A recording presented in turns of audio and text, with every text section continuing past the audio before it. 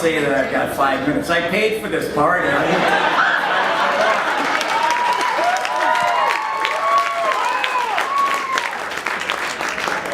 Besides, I'm a lot like you. I have never met a microphone I didn't love.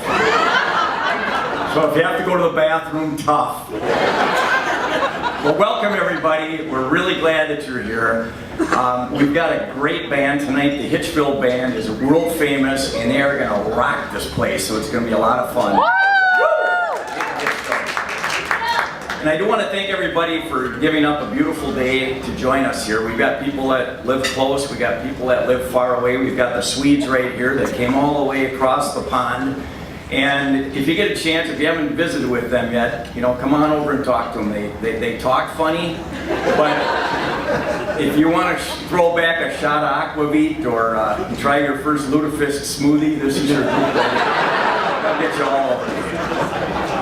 Before I get started on my presentation, I would like to do a toast to the bride and groom. I want to start and end with a toast. So if everybody could just raise your glass.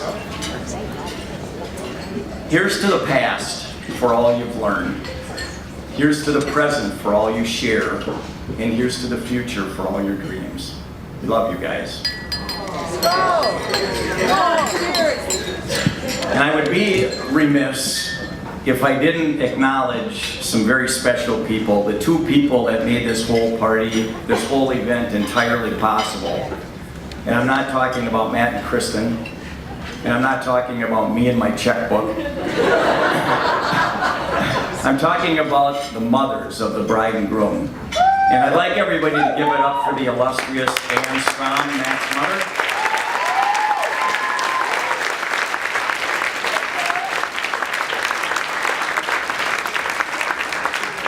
And my beautiful two-drink-fisted wife.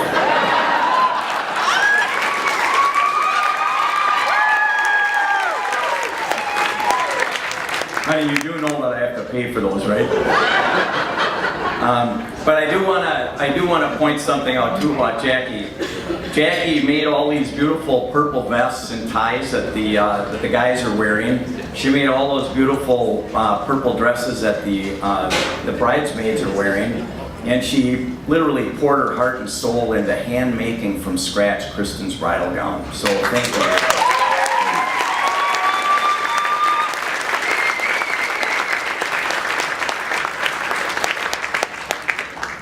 Now, to get to the end of something, I got to kind of start at the beginning.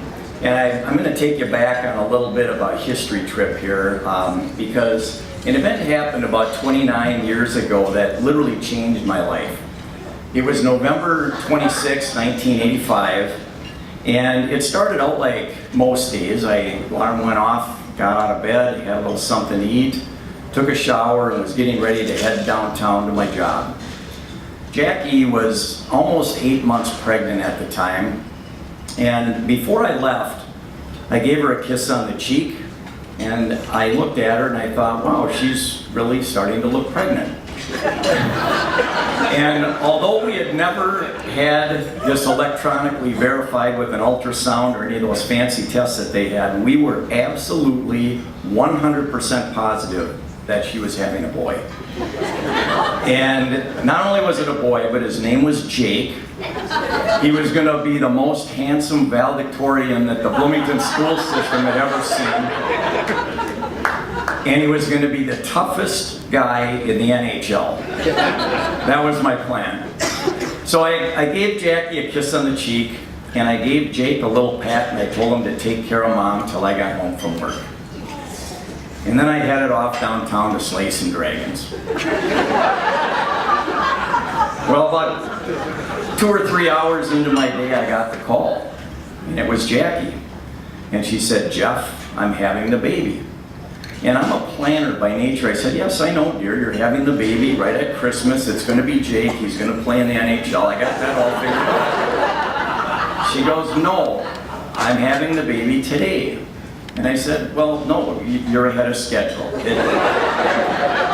I'm on a timeline here, and you got your holidays mixed up. You're due at Christmas. It's not even Thanksgiving yet. So whatever you're feeling, it has to just be gas.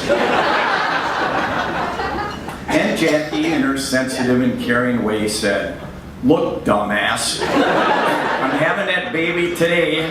Grandma's in the driveway. Get over to the hospital." So I sat at my desk in really disbelief, because I didn't think babies actually came early. I mean, how rude is that? So I put my computer on hibernate, and I made a couple more cold calls, Phil. And I walked over to the hospital, because it was only a couple blocks away. And on the way over, I was thinking to myself, you know, if this really is the day, I'm prepared. I mean, I'd gone to a birthing class. I knew how to push. I knew how to, you know, the breathing thing. I knew all about that. So I figured if this really was the day, with my leadership and my breathing skills, with me at the helm, Jackie could just pop that baby out, we'd wipe it off, and we'd be home in time to watch the Wheel of Fortune. When we got there, I was expecting to find a room, the birthing room, like the classroom that we had taken the birthing classes in, you know, soft lavender walls, romantically lit rooms with Yanni music piped in to soothe the nerves. And what I didn't know at the time was that having a baby 5 weeks early is a dangerous game. It's serious business, it's life and death, especially 29 years ago. So we get to the hospital, and right away we're rushed into an emergency room. And there was no purple rooms, there was no soft lights or Yanni music. It was game time. There were specialists, pediatricians, emergency nurses, cords, tubes, machines that beeps. I hate machines that beep.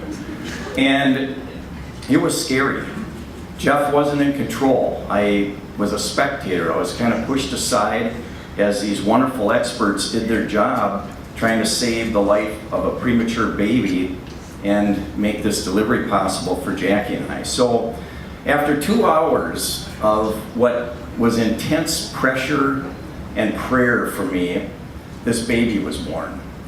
And it was amazing to see this little 5-pound baby in front of me.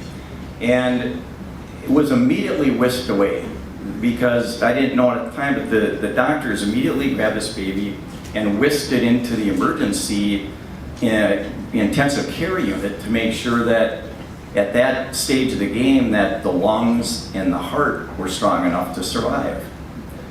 So there I was, just with Jackie, the commotion down. The emotion of the room had changed, and I stood there. It was the weirdest feeling. I was torn with emotion. I was proud, but I was sad. I was confused and scared, and I didn't know what was going on. And for once, I think a couple times in my adult life, I've done something that I did that day, and I just buried my head in Jackie's arms and cried. And the reason I tell you that is that day was a miracle for me. There are 3 things, even though that day was a bit foggy, there are 3 things that stick out in my mind. And the first thing is the miracle of that birth.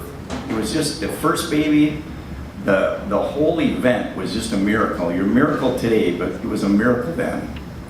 The second thing is how little a 5-pound baby is. I mean, I know babies are supposed to be little, but 5-pound baby is little.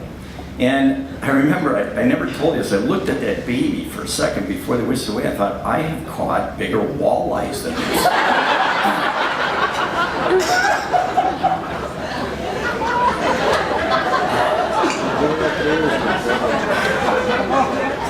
And the third thing is, you know, this little baby Jake that just got whisked away.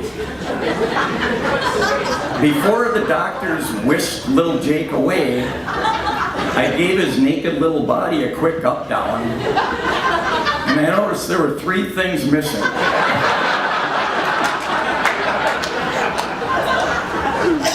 And I'm no dummy. I thought to myself, either this kid's going to get teased a lot in the high school locker room, or Jake's a girl. we didn't have a girl's name picked out yet. So right away I'm feeling a little violated. I'm thinking, I don't have an NHL hockey player now. I'm going to be delegated to piano recitals and dance lessons. How bad is this? I never knew that this little 5-pound gem would grow up to be a softball smashing, beer chugging, joke telling life of the party. And I love it. We love it.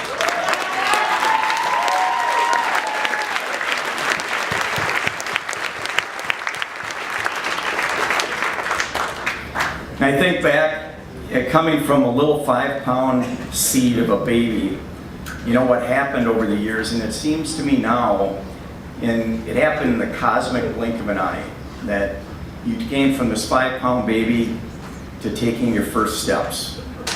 And then you rode a bike. And then you went to kindergarten. And you progressed progress. And you went off to college. And you said, I do. You were a miracle then, and you're a miracle now. We love you.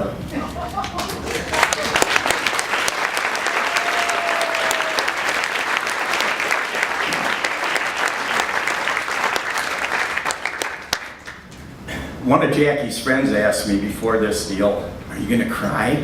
I said, not until the bill comes.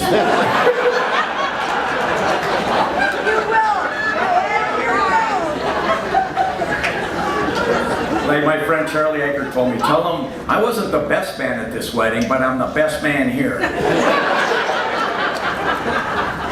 I won't say that one though. Matt, the first time we met you, we knew you were the right guy. We sat around the campfire at our cabin, and we talked about 3 things that are dear to my heart. Conservative politics, sports, and beer. And I said to Jack, I said, this guy is the perfect trifecta. And I think in one of my Father Knows Best's rantings to Kristen, I may have even advised her to get pregnant and trap him.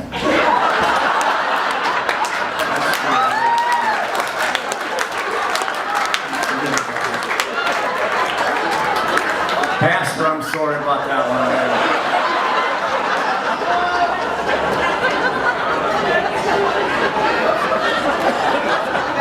If God grades on a curve, I got a chance. But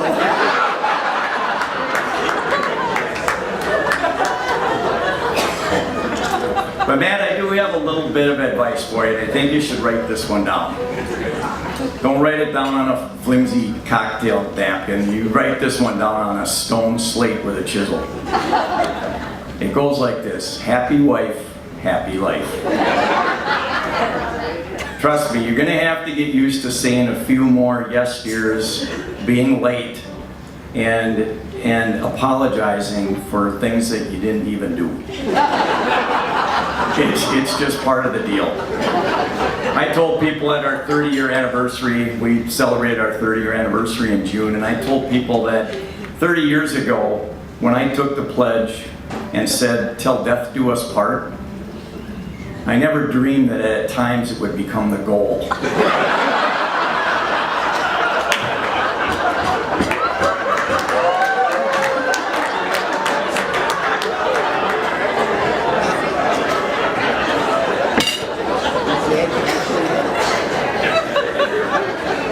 And then at that party, I heard one of Jackie's friends with my little rabbit ears up. I heard her friend go, how can you be married to that guy for 30 years?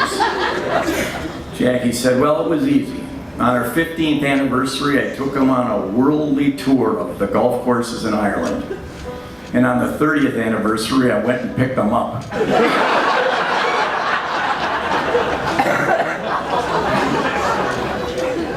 Kristen and Matt, in closing, I just want to tell you that you two epitomize something, some words of wisdom that I heard a long time ago and that I believe in with my heart and soul.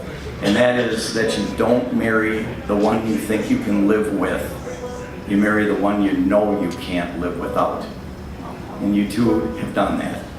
So in closing, I'd like everybody to raise their glasses again. And we'll make one final toast to the bride and groom for a lifetime of happiness, health, and prosperity. Thank you. Skål!